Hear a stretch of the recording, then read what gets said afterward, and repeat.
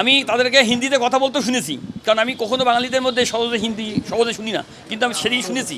লাস্টের দিন পুলিশ যেভাবে গুলি করছে, পুলিশের কাছে আমার কাছে মনে হয়েছে যে পুলিশের যে ড্রেস ছিল সে পুলিশের সম্পূর্ণ ফুল ড্রেস ছিল না। বুকের মধ্যে যে একটা আলাদা ড্রেস এবং তাদের চেহারা আমার কাছে খুব অপরিচিত মনে হয়েছে, এবং তাদের কাছে আমাদের স্বাভাবিক বাঙালিদের দেখলে আমরা চিনতে পারি যে এটা বাঙালি। আমার কাছে নন বাঙালি মনে হয়েছে আর কি।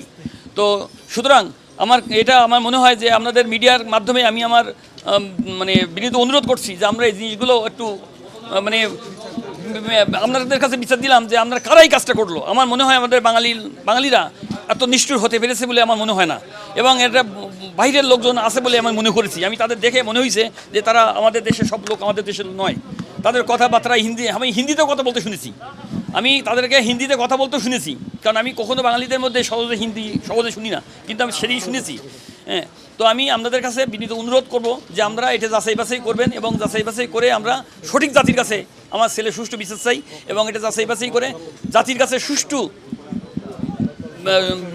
হিসাবটা, সকল শহীদের সুষ্ঠু হিসাবটা, এবং কতগুলো লোক শহীদ হয়েছে, কেউ বলে 200, কেউ বলে 300। আমি জানি যে ওই দিনই 200 লোক আমি এক হসপিটালে দেখছি, শহীদ সরদি হসপিটালে। তো সুতরাং আমরা এটা যাচাই বাছাই করে আপনাদের কাছে বাংলার সমস্ত তথ্যগুলো আপনাদের কাছে, আমরা বাংলা দর্পণ, আমরা যদি সঠিক তথ্যটা আমাদের মুখ থেকে প্রকাশ করেন, আমাদের মাধ্যমে প্রকাশ করেন, তাহলে সারা দেশবাসী জানতে পারবে আসল তথ্য কী। আসল তথ্য, কারণ আমরা জানি না, আমরা এক জায়গায় দেখছি, এক জায়গার তথ্য জানি, আমাদের কাছে সারা বাংলার তথ্য আছে। আমার মনে হয় প্রত্যেকটা স্কুল, কলেজ, ইউনিভার্সিটিতে যদি তাদের রেজিস্টার খাতা দেখলেন যে প্রত্যেক ডিপার্টমেন্টে কতজন ছাত্র ছিল, কতজন ছাত্র আছে, কতজন তো মিসিং হয়েছে। তার কাছে আমার বিনীত অনুরোধ যে আমি তাকে বলেছি যে আমার ছেলে যেখানে শহীদ হয়েছে, যেখানে তাকে কবরস্থ করছি, সেই কবরটা আমি পাকা করে দিতে চাইছি।